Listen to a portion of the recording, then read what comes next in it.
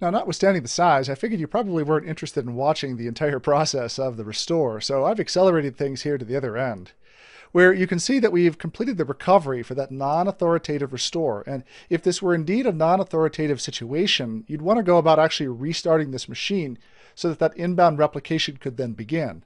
However, we don't actually want to do that. What we want to do instead is to set some of the objects as authoritative so that we can tell the rest of Active Directory that this is an object that needs to be added to the authoritative version of the database. Let me go ahead and bring up another command prompt here so that we can just preserve what we've got, so that I can show you the process to actually mark something as authoritative here. So let me choose here to actually not restart the server, and if we hit Control C here to cancel out, you can see here actually we've lost Explorer down here underneath.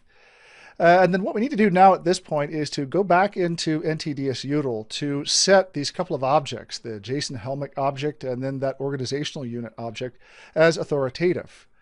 So let me come back here, we'll clear the screen here, and what I want to do is run NTDSUtil, and then connect up to activate instance NTDS. From there, we want to do authoritative restore, which you can find right here. So authoritative restore is a submenu we're interested in. From here, we now have the option of choosing which objects or which subtrees we're interested in restoring.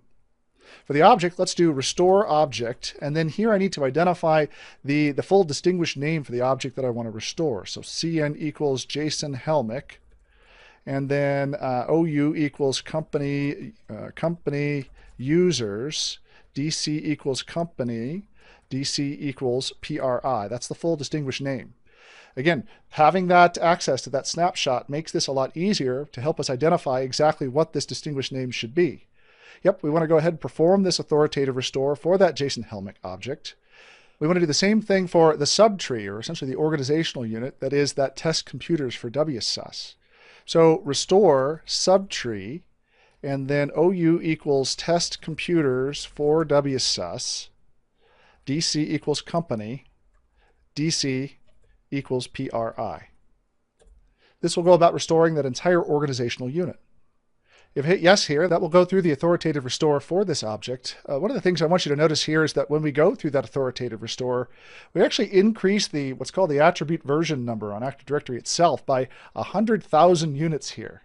What this is saying is that it is probably likely that the number of revisions or updates to the Active Directory elsewhere in your environment has not exceeded 100,000 updates since the last time this backup was taken. So we're effectively increasing the version number of Active Directory by 100,000 units to ensure that this version, the version we have here on this machine with these two new authoritative objects, is indeed what needs to be replicated out from this machine once it reboots.